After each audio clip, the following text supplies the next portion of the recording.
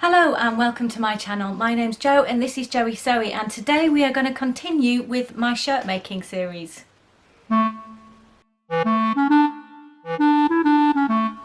Today we're going to talk about French seams, and I'm going to show you how I did the French seams on this blouse here.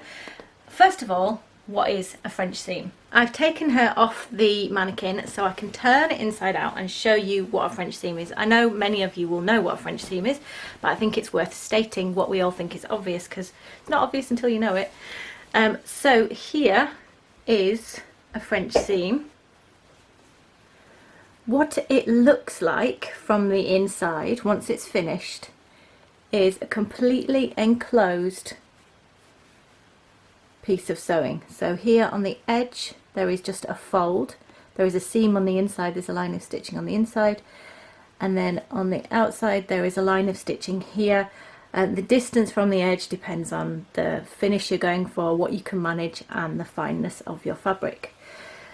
Essentially what you do when you make a French seam like this is you sew everything twice, and what you will see as we go into the video in a moment is that you sew everything wrong sides together, which messes with your head, and then you sew everything right sides together, and that is how you flip it and you get your seam enclosed. Why do you use French seams? You use French seams partly as just a way to make a finer finish to your garment. So as you can see from the inside of this one, the inside then has no exposed raw edges at all. So that looks good, but only you can know that because it's on the inside. But it actually also makes it much more robust. So the raw edges aren't undergoing friction, they're not being rubbed both when you wear it or when you wash it, so the garment will last longer. And also for some fabrics, it's really the best finish. So definitely for finer fabrics, such as chiffon, a French seam is the best. Often in ready to wear you will see an overlocked seam. Now that does okay, but it's a little bit ugly if you want to get into being very picky. Some people don't like the finish of it. If you're not bothered, you know, sewing's all about do you care or not. That's important. That's what's important. So if it doesn't bother you, then you can use an overlocker. You might not have an overlocker though, might you?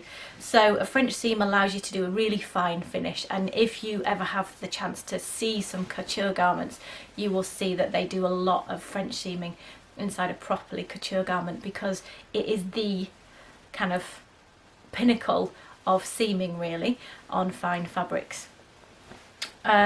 The other reason why you might want to do French seaming is, again, on finer fabrics, the weight of an overlocked seam can be quite heavy, and it can actually make the seam drag and stop the lovely float of a finer fabric.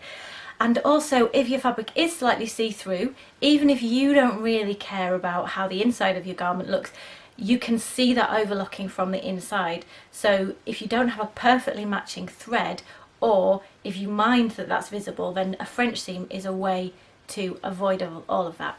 So honestly, there are very few places where you are ever going to need to do a French seam, but there are quite a lot of places where you might want to do a French seam. And it's not a difficult skill, because it is basically just sewing the same seam, usually a straight line or slightly curved, twice. So let's get into exactly how you do this. The first thing you need to do with French seams is remember that in the first stage you always have the wrong sides together, which is exactly not what you do in normal sewing, and it messes with your head a little bit, but it's important to do the wrong sides together the first time. So here I'm matching the shoulder seams together, wrong sides together, and I'm pinning them. Essentially with a French seam, the construction is exactly the same as with a normal seam, but you do everything twice, and the first time you do it backwards because you do it wrong sides together. Did I mention that? And the second time you do it the regular way. So here I am sewing the first line of stitching. The only other difference is that the seam allowance is narrower at this stage. So if your pattern has a 1.5 centimetre seam allowance, which is the most common, then you want to use about 7 millimeters at this stage, and that's what I was just measuring. And then you sew with that narrow seam allowance. It is important to be really careful about the seam allowances, otherwise you can mess up the fit of your pattern. by taking out too much in the seam. So do be careful at that stage. Then, even though you've done a small seam allowance, you trim off as much as you can. Now ideally you just leave 1 to 2 millimeters left. So that's why I use a rotary cutter and I use the plastic quilting ruler, because I can see the line of stitching under the ruler and I know that I won't be taking any of my stitching away. If you have scissors you can do it just fine, you just have to be really careful. Next, you press that seam. Now it's a bit impractical to try and press the seam open because you've just made it so tiny, so you just press it flat.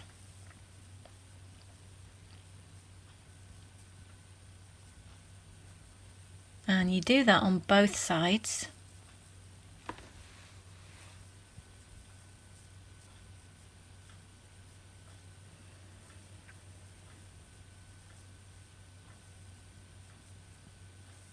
And there it is flat from the right sides. And now you press again, but you press with the right sides together, getting that seam line exactly on the fold, because this is preparation for sewing the normal seam, if you like, to enclose the raw edges that you just trimmed. So I'm pressing that seam, having been careful to get my fold line right on the seam line. And then my wooden clapper, it's not essential, but it's really helpful to get that pressing to stay in place. And then I pin it again, of course, because I don't want it to move between here and the sewing machine.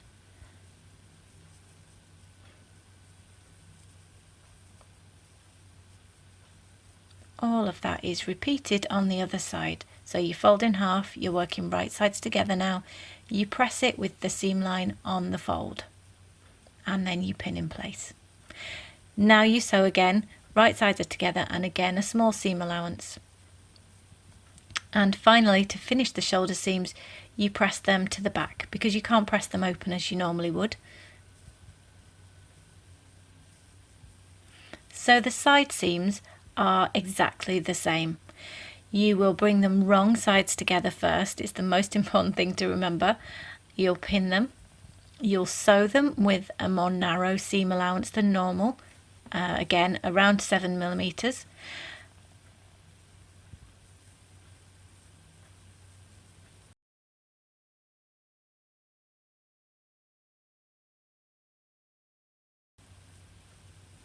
And then you bring them back and you trim off as much as you can. This time I'm not using a quilting ruler, sometimes I do, but the side seam is a curved seam. I haven't speeded up this little bit of film at all, so you can see how slowly I go, and I've had a lot of practice, so essentially this is quite fast. If it's the first time you do it, then you want to be a lot slower, and if you're working with scissors, just remember you can't stick fabric back on, so be careful. Then you press them flat and as open as you can be. I pressed them from both sides this time just to make sure that the fabric was completely open, and then you fold right sides together, getting the line of stitching that you just did, the seam line that you just created and trimmed, right on that fold, so that when you then do your next sewing line, all the raw edges of the fabric are now completely hidden inside the little channel.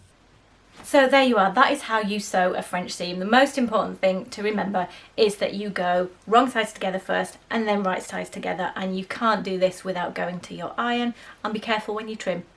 So those are your takeaway points. I hope you enjoyed that. I hope you enjoyed seeing how I was progressing with my blouse / shirt.